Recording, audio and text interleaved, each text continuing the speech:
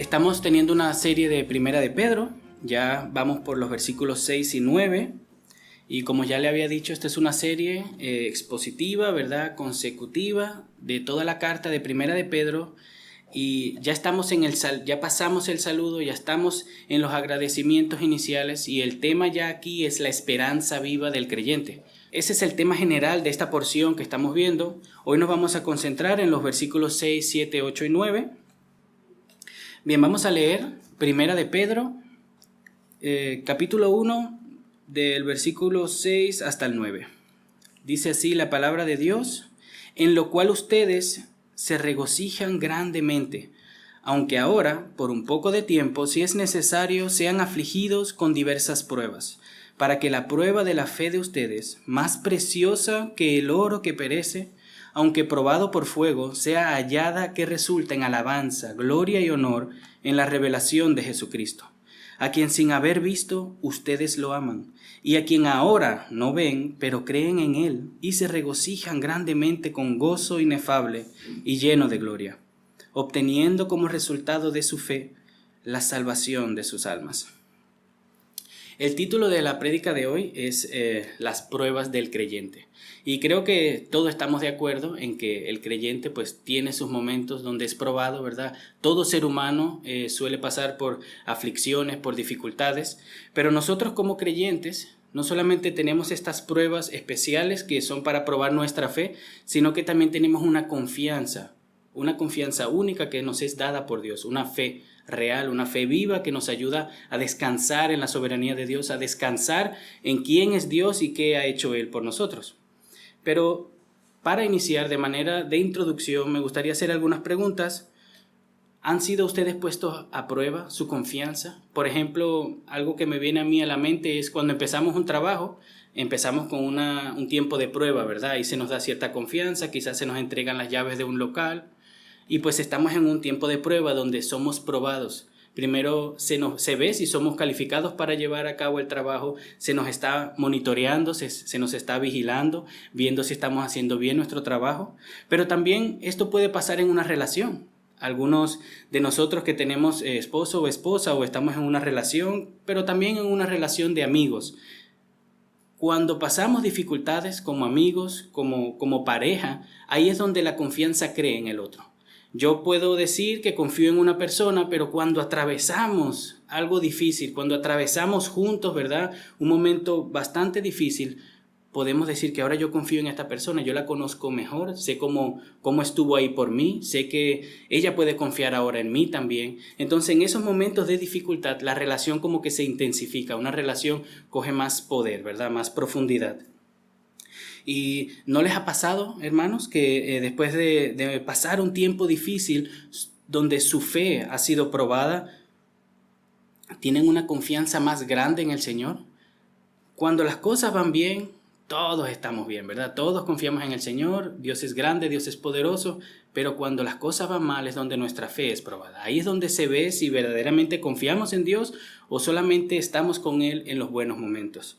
Y estoy seguro de que han tenido uno de esos momentos en sus vidas de dificultad donde Dios ha obrado en ustedes y después de ese tiempo su fe ha sido fortalecida. Han crecido en madurez y esto significa que Dios está obrando. Dios está obrando en nuestros corazones, Dios está obrando en nuestras vidas y Dios está haciendo la imagen de Cristo en nosotros. Para estos destinatarios, hermanos, como les había dicho, son expatriados, ¿verdad? Son creyentes que han sido esparcidos en diversas provincias. Estos hermanos también estaban pasando por diversas pruebas. Y Pedro les recuerda a ellos y también a nosotros que muchas veces nos olvidamos, hermanos, nos olvidamos en medio de las pruebas, en medio de la dificultad, nos olvidamos de nuestras esperanzas, nos olvidamos de nuestra salvación y nos amargamos. Ese es el problema, la amargura. Nos amargamos porque nos olvidamos que tenemos algo donde poner nuestra esperanza, que las pruebas son temporales. Y esto le estaban pasando a estas personas. Se estaban amargando, se estaban olvidando.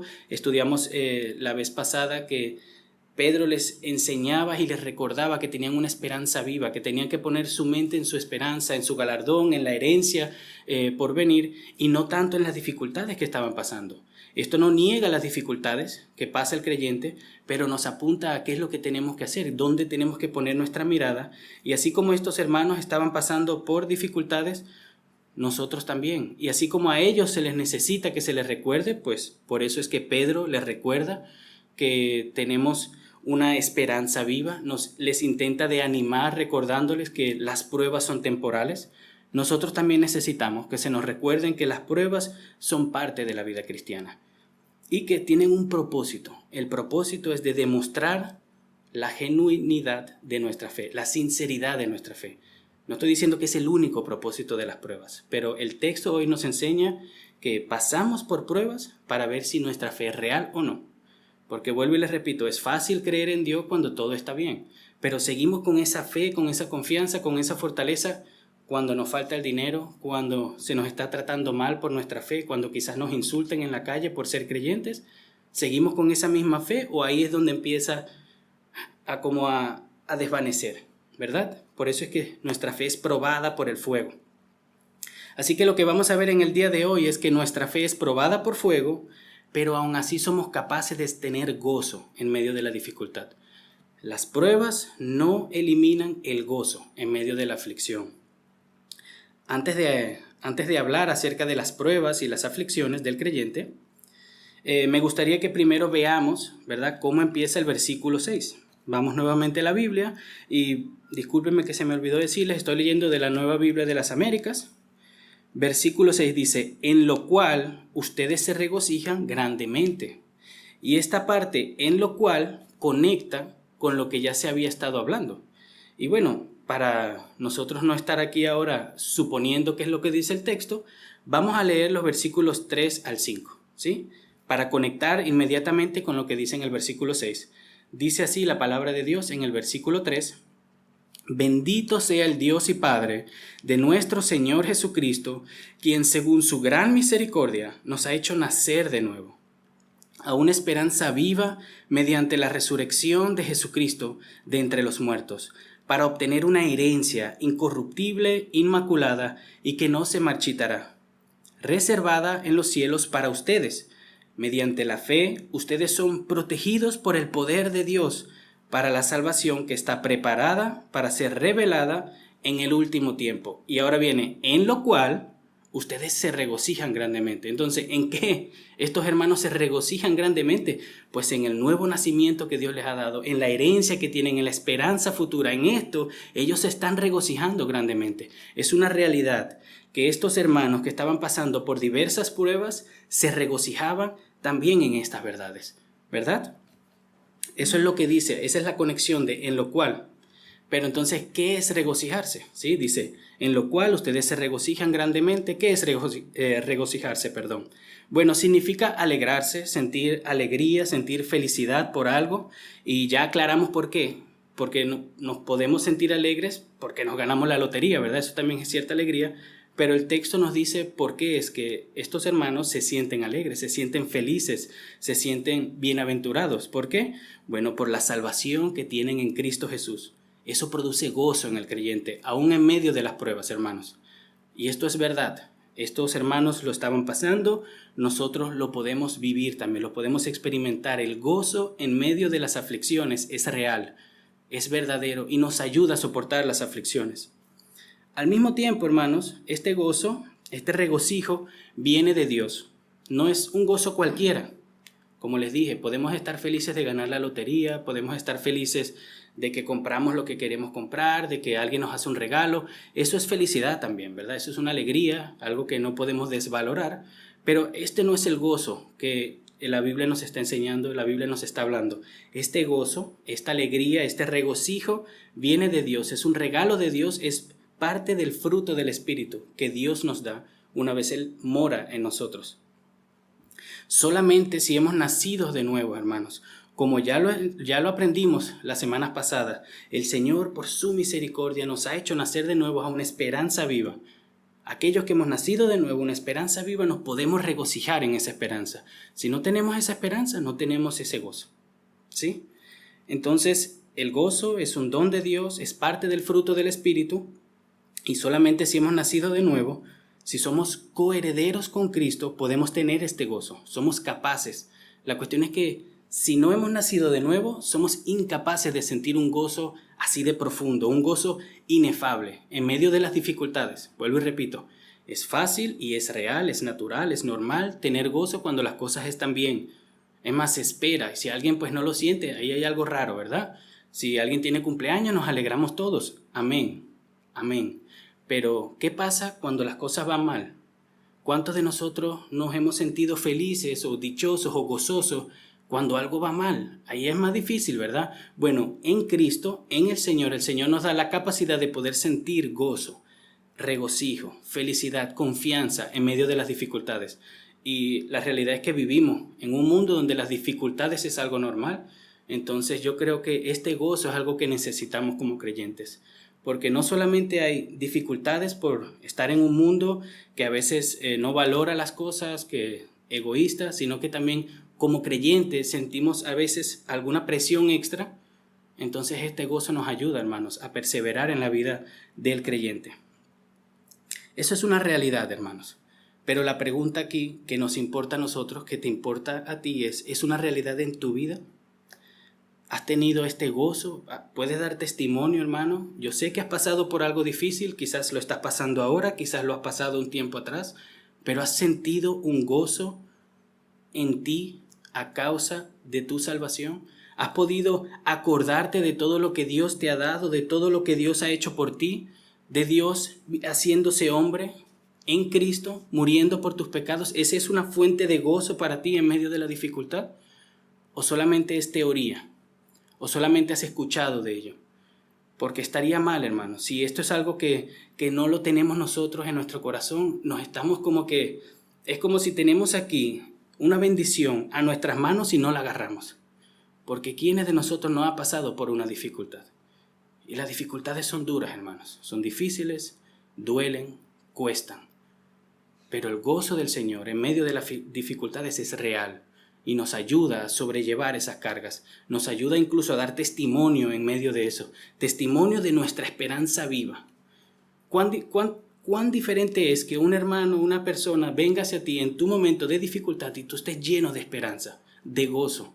Que la estés pasando mal y lo admitas, pero aún así se vea que estás confiado en el Señor. De que esto es algo momentáneo y que va a pasar. Y que si lo estás pasando es porque el Señor es soberano y sabe lo que hace. Eso es totalmente diferente a que venga alguien y te pregunte cómo estás y tú ahí empieces a quejarte, amargado, a echarle la culpa a todo el mundo, ¿verdad? Son dos cosas distintas. Y el único que nos puede ayudar a dar testimonio de esa manera, el único que nos puede ayudar a reflejar ese gozo en ese momento, a sentir ese gozo, es el Señor. Vamos a seguir con el texto. En el versículo 6, después de decir, en lo cual ustedes se regocijan grandemente, aunque ahora, por un poco de tiempo, y esto no niega lo anterior, ¿verdad? Aunque ahora, es como dar una información extra a lo que ya escuchamos. ¿Qué aprendimos hasta ahora? Bueno, que nosotros nos regocijamos grandemente en lo que ya sabemos, ¿verdad? En la herencia, en nuestro nuevo nacimiento, en lo que el Señor nos ha dado, sentimos regocijo. Aunque ahora, por un poco de tiempo, ¿verdad? Entonces, dio una información, pero ahora lo que va a dar, esta información que les voy a dar ahora es una información extra, es otra realidad verídica también. Es algo que también se da en la vida del creyente. Los creyentes no viven solo en gozo y victoria y todo está bien siempre, ¿verdad? También pasamos por dificultades. Entonces, esto no niega lo anterior, sino que es como dar más información. Es verdad que estos hermanos se están regocijando y que pueden hacerlo, es verdad. Pero dice también por un poco de tiempo, ¿verdad? Y ahí nos está dando la idea de que esto que Él nos va a dar, esta información que Él va a dar un poquito más adelante, lo voy a leer, dice, por un poco de tiempo, si es necesario, sean afligidos con diversas pruebas. Es verdad que nos regocijamos, es verdad que tenemos gozo en el Señor, pero si es necesario, por un poco de tiempo, van a pasar por diversas pruebas.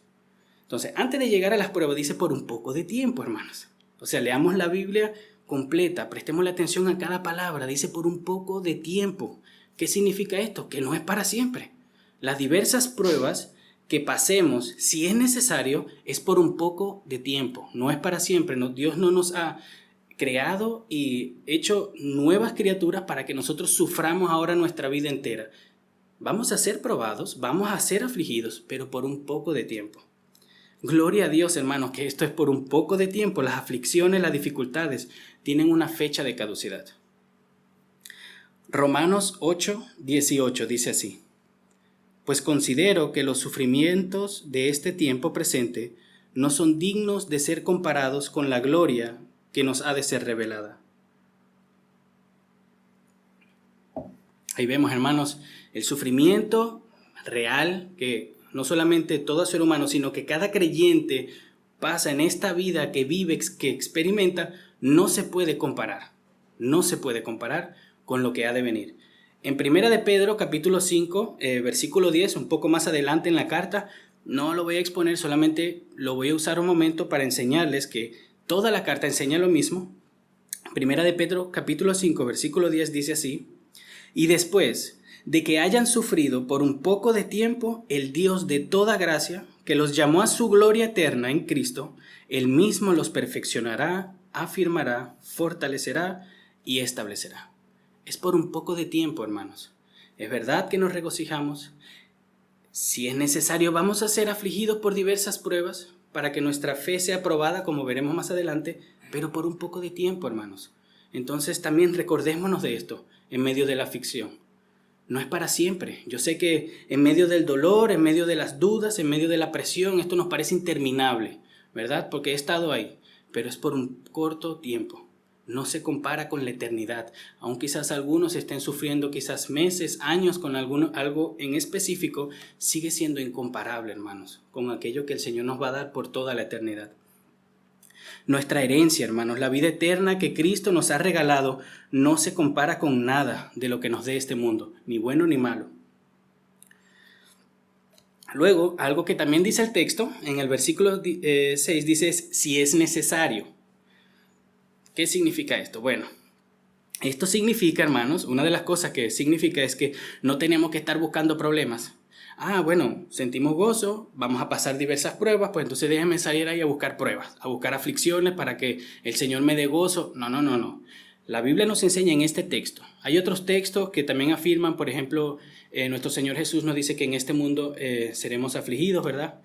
Seremos perseguidos a causa de su nombre. Esto es una realidad general para todo creyente, pero este texto nos está enseñando que si es necesario, si Dios lo ve oportuno, cuando Dios decida que nuestra fe deba ser probada, será probada. No es que vayamos a estar en una constante prueba, en una constante debilidad, dificultad, y que no podamos pasar un tiempo tranquilo, gozo o entretenimiento. Eso no es lo que significa.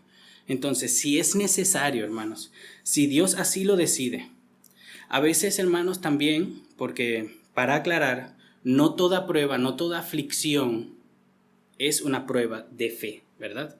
No todos los sufrimientos que el creyente pasa son a causa de que Dios está obrando en nuestros corazones para hacernos igual a Cristo. No. A veces estamos sufriendo las consecuencias de nuestros pecados. Y en ese caso tenemos que arrepentirnos y volvernos a Dios. Ahí no vamos a gozarnos que le fallamos a Dios, que pecamos y, ay Señor, estoy sufriendo a causa de tu nombre. No. Si tomamos malas decisiones y sufrimos las consecuencias, es culpa nuestra y tenemos que arrepentirnos por haberlo hecho mal y buscar el rostro del Señor. Para que Dios en su gracia cambie todo esto y lo haga para nuestro bien, que es algo que también el Señor nos promete que lo va a hacer.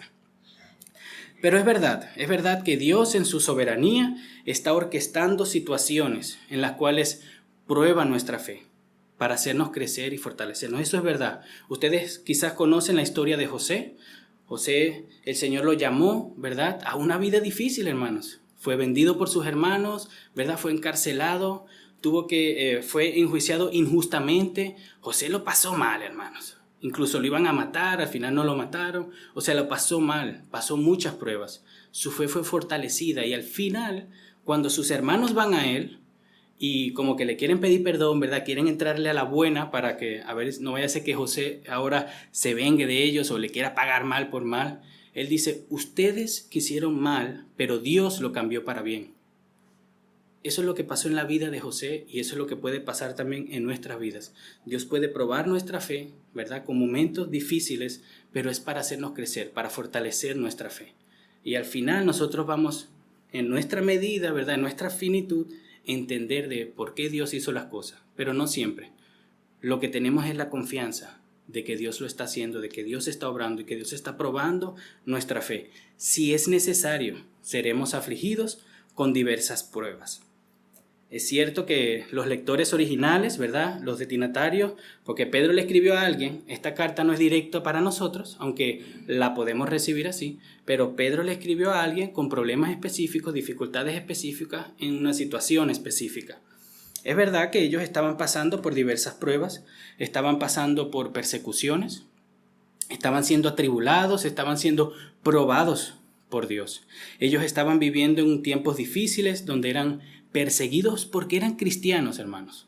Específicamente, Roma los estaba persiguiendo a ellos. Los romanos, los ciudadanos, los veían mal porque creían en Jesús como Dios y no en el César, porque tenían costumbres diferentes, no compartían de las orgías, no comían de ciertas cosas, también eran ridiculizados por los demás, eran maltratados por su fe.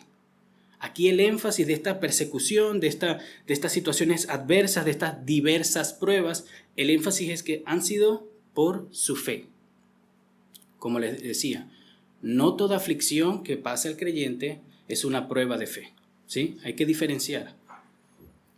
Así nosotros, hermanos, así como ellos fueron afligidos, atribulados, así como ellos fueron probados por Dios, para que su fe sea purificada, así nosotros en una manera similar vivimos en un mundo que está cada vez más apartado de Dios, en un mundo donde los valores que antes se sostenían casi en todos lados, ya la gente no le da mucha importancia.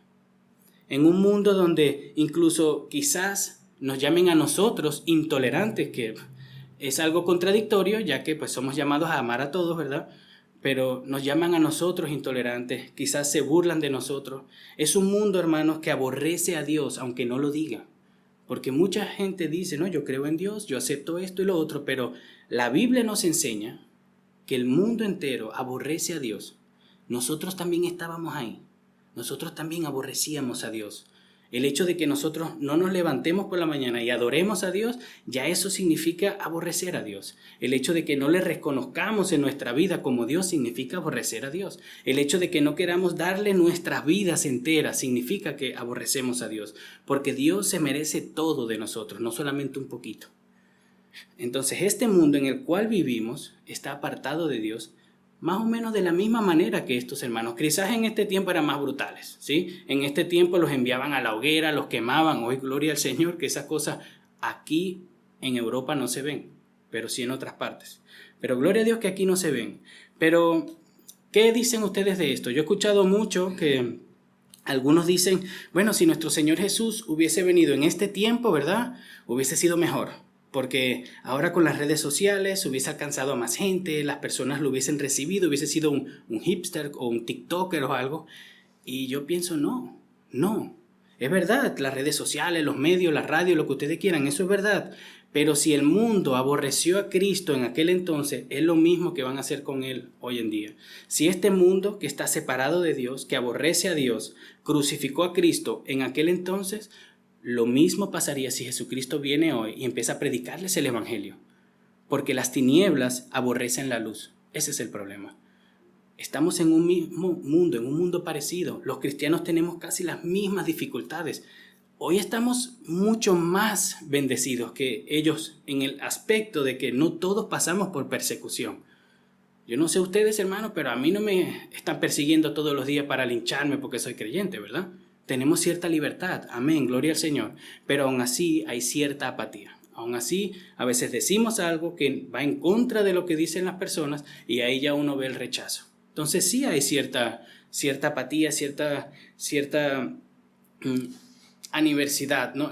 Adversidad o enemistad es la palabra, enemistad, en contra de lo que respecta a Dios.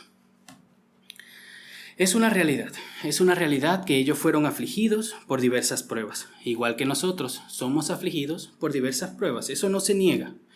Pero vamos a volver nuevamente. ¿Cuáles son estas pruebas, hermanos? Ya les dije que no todas las aflicciones que pasa el creyente son pruebas. ¿Qué son estas pruebas? Bueno, vamos al versículo 7. En el versículo 7 dice, para que la prueba de la fe de ustedes, más preciosa que el oro que perece, aunque probado por fuego, sea hallada que resulte en alabanza, gloria y honor en la revelación de Jesucristo. Bueno, lo primero que vemos es que nuestra fe es probada. Y en este sentido, esta palabra se usa es para ver si es sincera, o sea, es probada, es puesta a prueba, ¿no? Una mejor manera de decirlo es que es puesta a prueba para ver que si es verdadera, si es sincera. Vamos a ver si es que tu fe es real y a ver si es genuina. Esto es lo que quiere decir el texto. Y esta palabra, prueba, no es la misma del versículo 6. ¿Se acuerdan? En el versículo 6 leímos al final que ustedes se regocijarán grandemente, aunque ahora por un poco de tiempo, si es necesario, sean afligidos con diversas pruebas. Esas pruebas son situaciones difíciles, son momentos donde tenemos que tomar decisiones, ¿sí? Son momentos, circunstancias difíciles. No es lo mismo que ahora en el versículo 7 dice que la prueba de la fe. Esta palabra, aunque parece que es la misma, ¿verdad? Lo que denota es el examinar si nuestra fe es real. En las diversas pruebas que pasaremos son momentos difíciles por nuestra fe, seremos perseguidos, seremos afligidos. Ahora estamos hablando más que todo es de examinar, de poner a prueba nuestra fe. Y es eso para lo cual son las diversas pruebas del versículo 6. Dios procura y orquesta pruebas en nuestra vida, momentos de aflicción, momentos de dificultad, donde nuestra fe es probada, donde nuestra fe es puesta a prueba, ¿sí? Entonces, ¿cuáles pueden ser estas aflicciones, estas circunstancias? Bueno, sabemos qué aflicciones ellos estaban pasando. Ya lo leímos, lo hemos dicho varias veces en los sermones pasados. Ellos están siendo maltratados por su fe. Esa es la prueba que purifica. Esa es la prueba que demuestra que nuestra fe es real. Cuando somos perseguidos, cuando somos afligidos por nuestra fe. No es cualquier prueba una prueba como la vemos aquí. No es cualquier circunstancia difícil en nuestra vida una prueba que examina nuestra fe, ¿sí? Por ejemplo, hoy en día, hermanos, vamos a bajar esto, vamos a ponerlo un poco en nuestras vidas. ¿Qué parece en el trabajo? Nosotros podemos ser probados en el trabajo. El Señor puede orquestar en nuestra vida, ¿verdad? Una situación específica en nuestro trabajo donde seamos quizás maltratados por nuestra fe. Quizás nuestros compañeros se burlen de nosotros porque ellos suelen agarrar algo más de lo que se merecen. Quizás toman horas más largas de pausa y nosotros no queremos, ¿verdad? No queremos hacer eso porque eso no es de Dios, eso es mentir, eso es robar. Entonces empiezan a burlarse, empiezan a maltratarnos, empiezan incluso a hablar mal de nosotros. Eso ya es una prueba. Eso sí es algo que Dios orquesta en nuestra vida para que nuestra fe sea probada, porque algunos que tienen una fe débil, una fe que no es sincera, dirían, no, espérate. No, yo también me voy con ustedes. Y caen y hacen lo mismo que ellos. Es ahí donde nuestra fe es probada. Es ahí donde tenemos que decir, no, yo sirvo a Dios antes que a los hombres. Yo temo a Dios antes que a los hombres. ¿Verdad? Esa es una situación que Dios orquesta en nuestras vidas para fortalecer nuestra fe, para hacer que nuestra fe crezca. Déjenme aclarar algo, hermanos, nuevamente. Si le estás pasando mal, ahora con respecto ahora al trabajo, por haber tomado malas decisiones, hermanos, no estás sufriendo por amor a Cristo. ¿Y por qué lo he dicho tantas veces? Bueno, porque quizás, hermanos, yo no lo sé, ¿verdad? Yo no lo sé, pero vamos a poner un caso hipotético. Vamos a decir que te botaron del trabajo o que te dieron bueno, aquí dan como warnings, ¿no? Aquí dan advertencias. Si te agarran una, te agarran dos, a la tercera te botan, ¿verdad? Vamos a decir que a ti ya te tienen al ojo y a la mira porque estás leyendo tu Biblia en hora de trabajo. Muchos dirían, no, hermano, estoy leyendo la Biblia, ¿verdad? Estoy glorificando a Dios en mi trabajo. Amén, hermano. Si usted puede leer su Biblia, ¿verdad? O escucharla, vamos a decir escuchar su Biblia, sin que su trabajo sea estropeado, amén. Si usted sigue dando el 100%, no hay ningún problema en que usted pueda hacer eso. Pero usted no puede tomar el tiempo de trabajo, las 8 horas que usted tiene que trabajar, servirle y ponerse a leer la Biblia, aunque sea algo piadoso que tenemos que hacer, que el Señor nos llama. ¿verdad? Porque leer la Biblia es algo santo, hermanos. Leer la Biblia es algo que necesitamos, el Señor nos llama a hacerlo, pero no en horas de trabajo, hermanos. Entonces, si usted se le ha advertido, e incluso ahora el jefe lo está mirando mal, porque lo ha encontrado ya 2 o 3 veces leyendo la Biblia en horas del trabajo, eso no es sufrir a causa de Cristo. Eso es sufrir por una mala decisión, hermanos. Usted quiere leer su Biblia, tenga su devocional por la mañana. Usted quiere leer su libro, tómese su tiempo de pausa y lea su Biblia.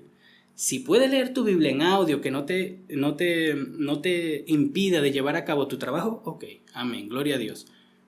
¿Por qué doy este ejemplo? Porque hay cosas, hermanos, que tomamos a veces malas decisiones y luego decimos que estamos sufriendo a causa de Cristo. Eso no es así, hermanos. No es así. A veces tomamos malas decisiones que nos llevan a sentir las consecuencias y luego queremos glorificar al Señor. Y vamos por ahí dándonos las víctimas, ¿verdad? No, es que mi trabajo. No, hermanos, pongámonos serios. Tenemos que ser responsables, tenemos que dar testimonio de Cristo. Y esto a veces implica pues que tengamos que admitir que hemos tomado malas decisiones, que hemos quizás quebrantado aquí algo y tenemos que arrepentirnos. Tenemos que ser rápidos, hermanos, para arrepentirnos, reconocer nuestros errores. No somos infalibles, somos pecadores, todos fallamos. Podemos siempre pedir perdón e intentar nuevamente dar un buen testimonio. Bien, algo que el apóstol Pedro hace ahora en este versículo 7 es comparar la fe con el oro, ¿sí? Y esto es una imagen, es algo que es muy usado en las Escrituras. Y les traje 2 versículos, por ejemplo, en Salmo 66, versículo 10, dice: porque tú nos has probado, oh Dios, nos has refinado como se refina la plata. Y aunque aquí no sale el oro, sigue siendo un metal, ¿verdad? Un metal que es refinado, que es formado, es probado, es purificado, y lo está usando como una imagen. También en Job, capítulo 23, versículo 10 dice: pero él sabe el camino que tomo. Cuando me haya probado, saldré como el oro. Y así como el oro es probado por fuego, la fe es probada por las aflicciones. Y por eso, hermanos, miren, cuando nos imaginamos este proceso, ¿verdad?, del oro, que es ahí con mucho fuego, purificado para sacar estas quizás piedritas que tienen estos otros metales para que sea un oro fino. Lo mismo es que Dios está haciendo con nuestra fe. Nuestra fe, aunque es sincera, a veces tiene muchas fallas, hermanos. Nosotros somos salvos por fe, no por el tamaño de nuestra fe. Nosotros no tenemos una fe inquebrantable, inamovible, no, hermanos. Aquí lo que salva es Jesucristo, su obra. Su muerte en la cruz nos salva mediante la fe, mediante nuestra fe. Pero es verdad que nuestra fe a veces tambaleamos. A veces nuestra fe tambalea, a veces nuestra fe no es como debería de ser, a veces desconfiamos de Dios. Entonces Dios, para purificar esa fe, para que esa fe sea digna de alabanza, de gloria y de honor, Dios la purifica. ¿Cómo la purifica? A través de las aflicciones. Ahí está el propósito de las aflicciones en la vida del creyente, el propósito de algunas pruebas en la vida del creyente: purificar, refinar, como dice el texto, para que sea hallada en gloria y honor en la segunda venida de nuestro Señor Jesucristo. Y aquí vemos, hermanos, algo que me encanta porque la Biblia es cristocéntrica, hermanos. Se los comenté el domingo pasado. Cristo es el centro de las Escrituras. Cristo debería ser el centro de nuestras vidas. Cristo no solamente es el mediador, Cristo no solamente es nuestro Salvador, el único en el que tenemos y podemos confiar, sino que también Él es nuestra esperanza. Él es el que viene, hermanos, por segunda vez, viene a salvarnos. Él es el que tiene el poder, hermanos, de salvarnos, de guiarnos, de formarnos y de llevarnos a la gloria. El Señor está en todos lados, hermanos, en las Escrituras. Si le pedimos al Señor que nos abra los ojos, que nos abra el entendimiento, podemos ver cómo toda la Biblia habla de Cristo, cómo todo apunta a Cristo, sea a través de tipos, a través de imágenes, sea a través de versículos mesiánicos, hermanos. Todo se trata de Cristo, incluso las aflicciones. ¿Qué es lo que el Señor está haciendo en nosotros? Bueno, en Romanos 8 hay un versículo que lo voy a leer más adelante, que todo obra para bien de aquellos que aman a Dios, pero luego más adelante dice cuál es el propósito: de hacernos semejantes a su Hijo, hermanos. Cristo incluso es el centro de nuestro progreso de santificación. El Señor nos está purificando, ¿para qué? Para hacernos, ¿qué? Más como Cristo, hermanos. Y es verdad, hermanos, es verdad que esto es un proceso que a veces duele, es un proceso que es difícil, ¿verdad? pero por su gracia Él lo está llevando a cabo en nosotros y Él nos va a dar las fuerzas de llevarlo, ¿verdad? De sostenernos. Vamos al versículo 8 y dice así. Dice, a quien sin haber visto, refiriéndose a Jesucristo, a quien sin haber visto ustedes lo aman, y a quien ahora no ven, pero creen en Él y se regocijan grandemente con gozo inefable y lleno de gloria. Es verdad que no hemos visto a Jesús literalmente. Y también es verdad, aparentemente, pues por lo que nos dice el texto, que los que recibieron esta carta tampoco lo vieron literalmente. Si se fijan, dice el versículo 8, a quien sin haber visto ustedes lo aman, ¿verdad? Pedro no se está incluyendo. Al principio dice, Pedro habla como que en nosotros, ¿verdad? Nuestro Señor Jesucristo, nuestro no sé qué. Pero aquí está diciendo, ustedes lo aman, a quien no han visto y a quien ahora no ven, pero creen en Él. Ahí, de manera implícita, está diciendo que Él sí lo ha visto, pero ese no es el tema. Pero lo que dice es que ellos no lo han visto, pero aún así creen en Él. Y eso es verdad. Es verdad que hay creyentes que no han visto a Jesucristo. Nosotros no hemos visto a Jesucristo en persona, como lo hicieron los primeros discípulos, los apóstoles, ¿verdad? Porque Jesucristo, pues, eso pasó hace más de 2000 años, es verdad.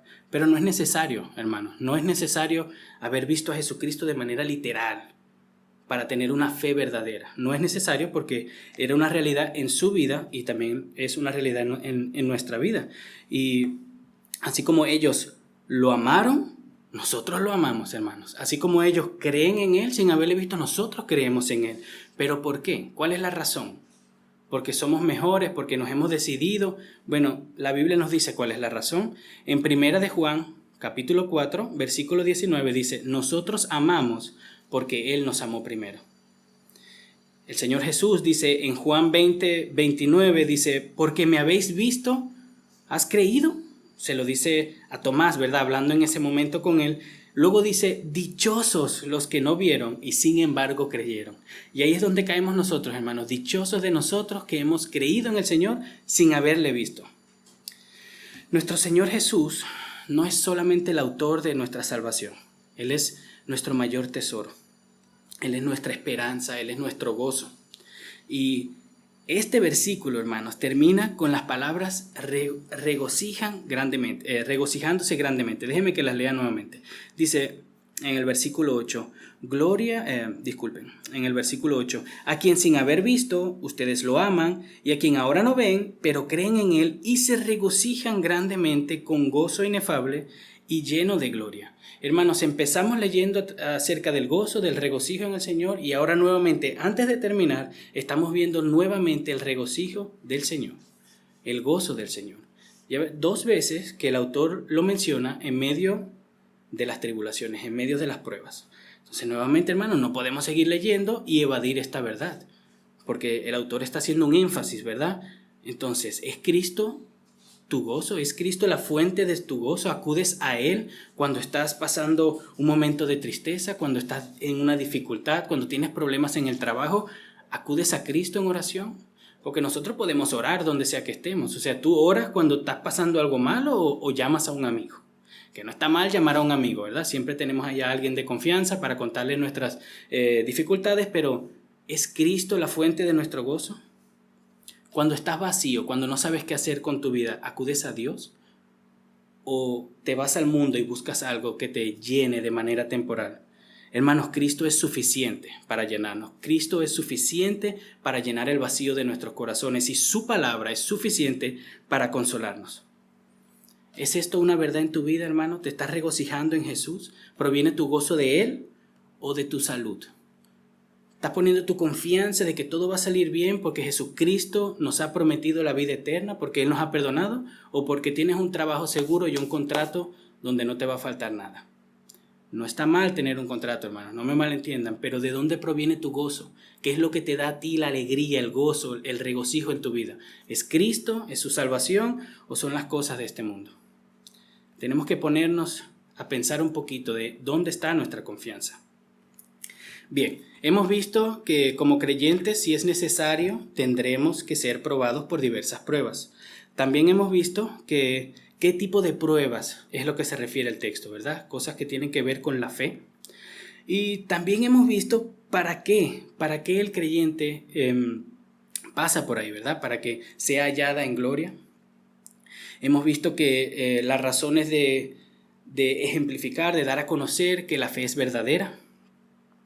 Y incluso hemos visto que es posible tener gozo en medio de esas pruebas. Pero ¿cuál es el fin de todo esto?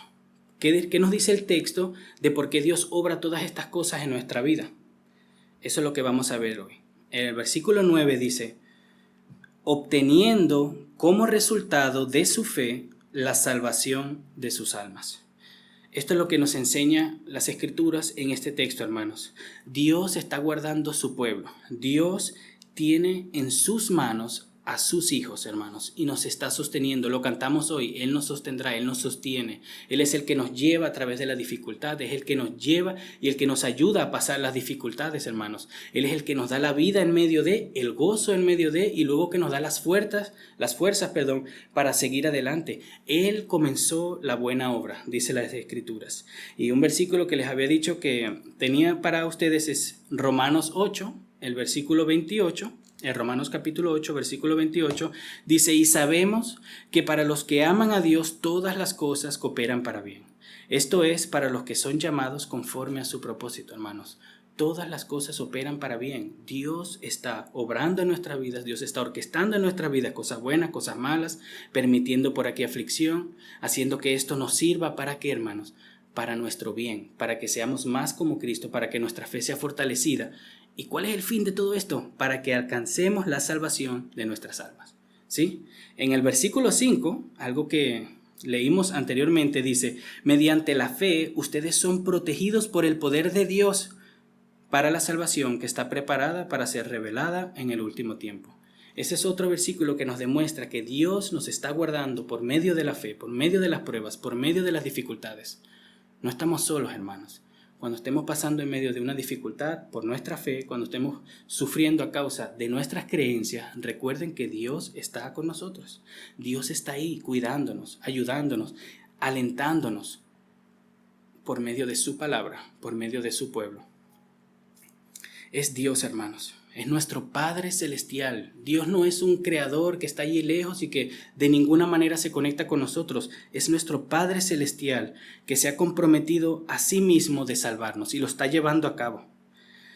El texto también nos enseña que es algo que obtenemos. ¿Sí? Lo dice en el versículo 9, dice obteniendo como resultado. Y bueno, esto apunta nuevamente, hermanos, la salvación es un regalo de Dios. Esto es algo que no nos ganamos ahí con nuestro esfuerzo y que poco a poco vamos acumulando puntos para que el Señor nos regale la salvación. No, esto es algo que obtenemos por pura gracia. Es un regalo, es un don de Dios. Solamente porque Él ha decidido bendecirnos a nosotros es que nosotros estamos hoy aquí. Pero esto no elimina nuestro esfuerzo, ¿verdad? Tampoco nos podemos caer del otro lado y decir, bueno, si todo es por gracia y todo es del Señor, yo me voy a sentar aquí y no voy a hacer nada. No, tenemos que esforzarnos. Y es justamente esta la razón por qué Pedro, el apóstol Pedro, el autor, les recuerda estas verdades a los creyentes. Están pasando por medio de dificultades, se están amargando, se están apartando de Dios. Y aquí él hace un énfasis en su responsabilidad. Hermanos, despierten, pongan su confianza en Cristo, pongan su confianza en su herencia, en las promesas de Dios. Y eso es justamente lo que tenemos que hacer nosotros. No nos llevemos de que es Dios soberano y Él está haciendo todo, ahora que nosotros no hagamos nada. No, hermanos, esforcémonos más aún y tengamos confianza de que vamos a llegar a la meta, de que el Señor nos va a dar lo que nos ha prometido. No depende de nuestros esfuerzos. Y esto es algo que debería de llenarnos de gozo, porque yo no sé ustedes, pero yo fallo mucho. Yo peco a diario. Y si fuese por mí, yo ya me hubiese descarriado, como muchas veces decimos. Es su gracia la que me sostiene, es su gracia la que me atrae a Él, a leer su palabra, a permanecer en comunión con Él, a venir a la iglesia. Es Él obrando en nosotros. ¿Cómo se ve eso? Bueno, nosotros tenemos que actuar, hermanos. Nosotros tenemos que leer la Biblia, nosotros tenemos que venir, nosotros tenemos que esforzarnos para poner nuestra mirada en Cristo. Esto no es algo que sucede automático y que en un momento Dios nos llena y que... No, hermanos, tenemos que obligarnos a veces, porque a veces somos tentados por las cosas del mundo. Tenemos que obligarnos a mirar a Cristo en el momento que más lo necesitamos. Dios nos está guardando por medio de las pruebas. Dios nos está preservando hasta el fin para que recibamos un regalo, ¿sí? ¿Cuál es ese regalo? La salvación de nuestras almas, hermanos. Esto es lo que el Señor está haciendo. ¿Y cómo podemos hacer que esto sea real en nuestras vidas? ¿Cómo hacemos que todo esto que vimos hoy, todo esto que he estado hablando, podamos aplicarlo, podamos llevarlo a cabo, que sea algo real, ¿sí? No es solamente recordarlo, pero ya ahí estamos haciendo algo bueno con solamente recordarlo. Pero primero, hermanos, si no estás en Cristo, si el Señor no es tu Dios, si Jesucristo no gobierna tu corazón, si Cristo no te ha salvado, no ha limpiado tus pecados, ¿verdad? Si el Señor no se entregó por ti en la cruz, si tú no has recibido ese regalo por fe, hermano, visita, persona que estás aquí con nosotros, arrepiéntete de tus pecados. Ven al Señor Jesús. Deja de estar confiando en ti, deja de estar esperando que vendrá un tiempo oportuno para venir a Él, deja de estar pensando, no, déjame vivir mi vida y en unos años me entrego al Señor. No, es ahora el tiempo. Es ahora el tiempo donde el Señor nos está llamando a buscarle, el Señor nos está llamando a buscarle a Él, a recibir lo que Él nos ha dado. Él ha entregado a su Hijo, unigénito en la cruz. Se ha hecho hombre para cargar con nuestros pecados. No le hagamos esperar, hermanos. La paciencia de Dios en esta tierra, de este lado de la historia, tiene un fin, y es la venida de Cristo o nuestra muerte. ¿Vamos a esperar hasta que moramos para aceptar al Señor? Ya va a ser demasiado tarde. ¿Quién sabe cuándo va a morir? Nadie lo sabe. Entonces, si no estás en Cristo, ven a Él ahora. No estoy diciendo que vengas aquí, levantes tu mano, no es necesario. Ahí donde tú estás, recibe al Señor por fe, recibe su evangelio, recibe estas buenas nuevas, que el Señor por su gracia entregó su vida, su sangre para salvarte a ti sin haberlo merecido. Esto es un regalo libertador, un regalo que nos libera de la esclavitud de nuestro pecado, pero también que nos da gozo, hermanos, gozo. Es imposible para una persona que no tiene a Cristo tener gozo en medio de una dificultad. ¿De dónde proviene ese gozo si no tiene a Cristo? ¿De dónde, hermanos? Entonces, si estás aquí y no tienes a Cristo, ven a Él y verás cómo estas verdades se hacen verdad en tu vida.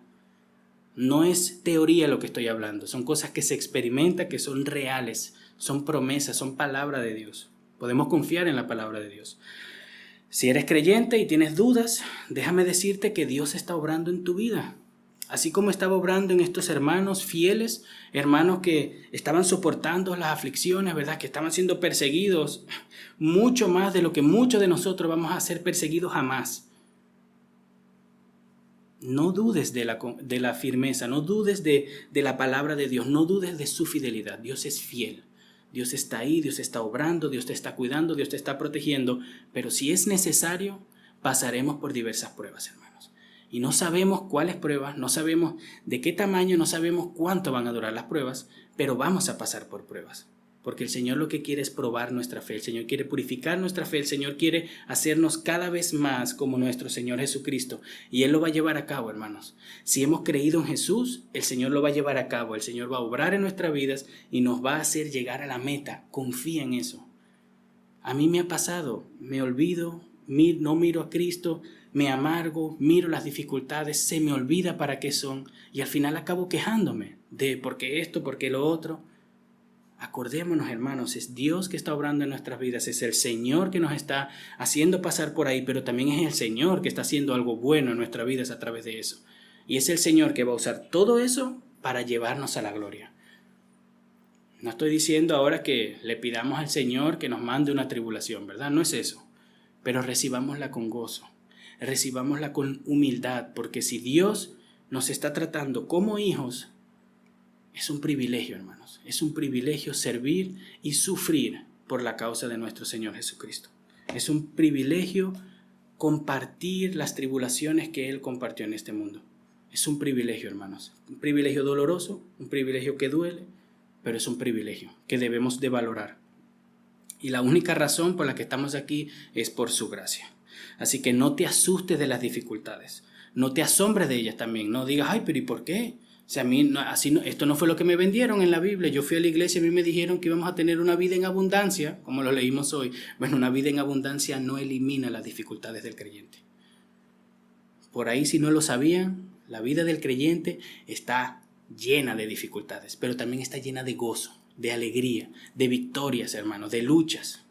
Dios es bueno y está con nosotros y está peleando la batalla por nosotros, así que ya ganamos. En verdad somos más que vencedores, dicen las Escrituras. Nosotros ya ganamos, pero bueno, hasta que se lleve a cabo esa batalla final, por decirlo así, tenemos que seguir luchando, pero convencidos y a sabiendas que ya hemos ganado, hermanos. Nuestra esperanza es real, nuestra esperanza es viva. Esto no es solo teoría, hermanos. No es solamente palabrería para tener una vida mejor. No, hermanos. Esto es verdad. Lo que está aquí, la palabra de Dios es confiable, totalmente. Déjenme recapitular para terminar, ¿sí? Las aflicciones son necesarias para poner a prueba nuestra fe y para que recibamos nuestra herencia prometida. Pero el dolor de las aflicciones no elimina el gozo. Eso es lo que hemos visto, eso es lo que he querido que ustedes hoy se lleven a su casa, ¿verdad? Lo que ustedes hoy entiendan. Entonces, ¿qué tenemos que hacer? Bueno, recordar la salvación, tenemos que recordar su gracia, hermanos. Esta esperanza produce gozo en el creyente en el medio de las dificultades. Nuestra salvación produce gozo en medio de las dificultades, hermanos. Recordémonos. No es hablar positivismo, no es poner las cosas bonitas, no. Es recordarnos que el Señor entregó su vida por nosotros y que al entregarnos su vida, al salvarnos, hermanos, con su sangre, el Señor nos ha regalado todas las cosas juntamente con Él y somos sus coherederos por pura gracia, hermanos. Esta verdad nos da gozo en medio de las dificultades, disculpen. Y bueno, ya para terminar, un último versículo, 2 de Timoteo, capítulo 1, versículo 12. Dice así la palabra del Señor: por lo cual también sufro estas cosas, pero no me avergüenzo, porque yo sé en quién he creído y estoy convencido de que Él es poderoso para guardar mi depósito hasta aquel día. Amén, hermanos. Oremos.